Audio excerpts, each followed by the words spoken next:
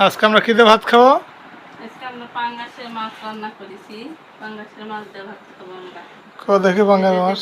পাঙ্গাসের মাছ কচু বেগুন আর আলু দিয়ে ঝোল করেছি। বাহ, সুন্দর তো। রাতের খাবার। আমরা রাতে ভাত বেশি খাই না, আজকে ভাত রান্না করছি, খাবো তাই। কেমন ভাত হয়েছে কেমন আজকে?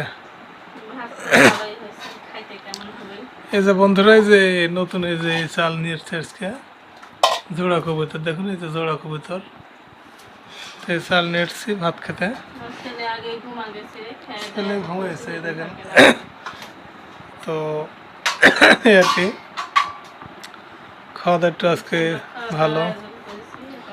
খাবো। কি কি তরকারি, কি কি আজকে তরকারি? আজকে একটাই তরকারি রান্না করেছি, পাঙ্গাসের মাছের ঝোল। দেখি তরকারি কি কিরকম আছে। এই যে বন্ধু দেখুন তরকারি সুন্দরভাবে। আর কি কি, পেঁয়াজ নাই? লেবু আছে, লেবু না, লেবু, শসা, কাঁচামরিচ। থাকেই।